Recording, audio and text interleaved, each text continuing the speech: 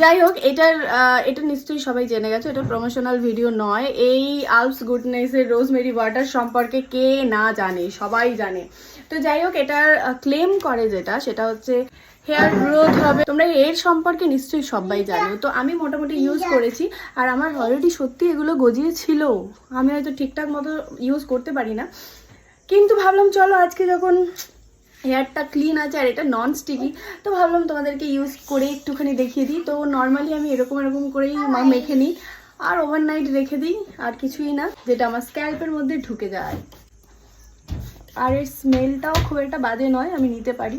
তো যারা সাইনাস মাইগ্রেনের পেশেন্ট আছো তারা অবশ্যই এই স্মেলটা নিতে পারো, অসুবিধা নেই। তো এই হচ্ছে আলপস গুডনেসে যারা যারা ট্রাই করতে চাইছে একবার ট্রাই করতে পারো।